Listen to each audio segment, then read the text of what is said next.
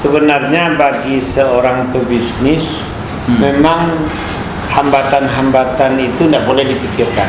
Hambatan itu tidak boleh dipikirkan. Tidak boleh dipikirkan. Karena tapi harus diketahui. Ya, diketahui saja. Karena dalam bisnis ini tidak ada kata-kata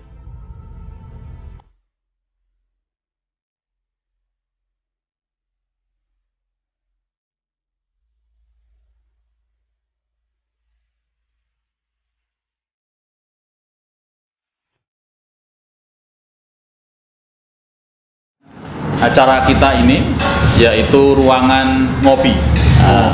Ngobrol bisnis setiap Selasa sore, dan edisi kita hari ini alhamdulillah kita dapat lanjutkan dengan, walaupun di luar nampaknya suasananya agak mendung Ustaz ya. Iya. Tapi kita tetap selalu bersemangat karena memang ini bagian dari proses perjalanan sebuah event ya, yang kemudian pasti akan mengalami banyak kendala-kendala dan hambatan. Tidak masalah dengan kendala dan hambatan, karena di setiap kendala dan hambatan pasti di sana ada sesuatu yang akan indah, ya kan? Fa inna ma'al usri yusra. Usaha juga begitu, bisnis juga begitu. Maka jangan takut kalau kita mengalami sebuah hambatan. Nah, para hadirin sekalian yang berbahagia, hari ini masih kita bersama dengan Ustadz Zulfadli. Selamat sore Ustadz. Selamat sore. Assalamualaikum. Assalamualaikum warahmatullahi wabarakatuh. Sehat Ustadz ya? Alhamdulillah. Oke. Memang setiap acara harus dimulai dengan senyum. Harus. Supaya semua menjadi lebih menyenangkan.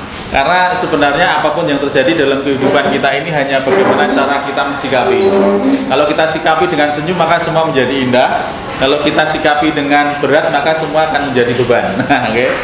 Nah, baik, tadi di awal kita sudah sampaikan bahwa di setiap kita memulai sebuah proses pasti akan ada kendala.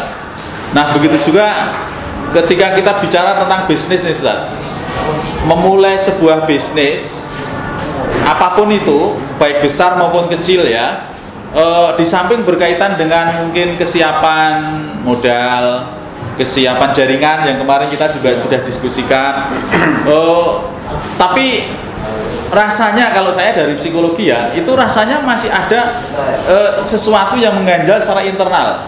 Biasanya ada bayang-bayang bahwa nanti akan gagal, bahwa nanti tidak mampu, bahwa nanti tidak bisa dan sebagainya.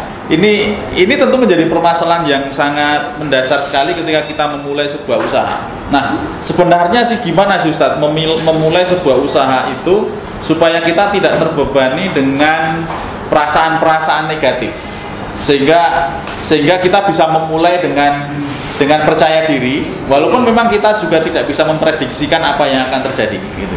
Gimana Ustaz? Silakan. Assalamualaikum warahmatullahi wabarakatuh. Waalaikumsalam. Ustaz Santoso dan bapak-bapak yang berbahagia, sebenarnya bagi seorang pebisnis memang hambatan-hambatan itu tidak boleh dipikirkan. Hambatan itu tidak boleh dipikirkan. Tidak boleh dipikirkan. Karena tapi harus diketahui. Ya, diketahui saja. Karena dalam bisnis ini tidak ada kata-kata rugi. Oh gitu ya. Bahkan rata-rata bisnis itu memang harus berani rugi dulu. Contoh, orang berbisnis dia bayar artis berapa miliar untuk promosi ya. Bayar baligo berapa? Untuk brosur berapa? Padahal dia baru memulai. Itu artinya secara perhitungan orang bisnis bukan rugi. Bukan rugi, itu namanya beli pasar. Kita perkenalkan produk kita di mana-mana. Jadi sebenarnya istilah rugi dalam bisnis itu tidak ada. Atau istilahnya itu mungkin investasi ya. Investasi atau memang itu adalah pelajaran untuk kita mencari cara lain dari peristiwa yang memang kita alami. Oke. Cuma sebenarnya kata kuncinya waktu saya bertanya kepada Khairul Tanjung, kan satu-satunya muslim terkaya itu, pengusaha muslim yang saat ini bisa dianggap paling sukses. Sukses. Lalu ada pertanyaan dari teman-teman kita, kenapa umat Islam di Indonesia ini banyak yang miskin? dia salah dalam memahami agama. Kenapa salah dalam memahami agama? Mereka menganggap sunnah itu adalah masalah keimanan. Ya. Sunnah itu masalah ibadah. Sunnah itu masalah akhlak. Makan. Tapi mereka minum, tidak ya. sunnah di dalam bekerja dan berbisnis. Oh ya. Saya kaget juga. Padahal beliau kan bukan orang agama. Ya bukan yang basisnya seorang agama. Ya, agamawan gitu ya. Tapi berani menjawab seperti itu. Alasannya apa? 10 pintu rezeki itu 9-nya adalah dunia bisnis. Dari 10 sahabat yang dijamin masuk surga, 9-nya pebisnis kaya raya, 1 yang kaya. Berarti tidak ada yang miskin. Ya.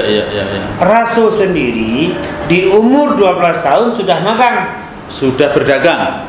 Magang dengan pamannya. Dengan pamannya ya. Jadi dia jadi kenek lah. Iya. Keneknya pedagang. Iya kan? 17 tahun sudah usaha mandiri. Sudah punya usaha sendiri dia. 25 tahun Rasul sudah sangat kaya. Buktinya apa? Waktu membayar mahar menikahi Siti Khadijah, 20 ekor onta terbaik. Ya, kalau onta terbaik duku sekarang tentu. Kalau sekarang itu mungkin harganya sekitar 30-an juta ya. Nah, onta terbaik itu di atas 40. Di atas 40. Jangan onta ukurannya, kendaraan, ya. Kita ambil yang tengah-tengah. Pajero ya. Atau Fortuner, 500 juta lah. 500 juta. Kali 20, 10 miliar. Tambah lagi 200 gram perak. Coba. Oh, iya. Bahkan dilanjutkan sampai umur 37 tahun itu Rasul menjadi owner, pemberi modal ke banyak saudagar. Oke.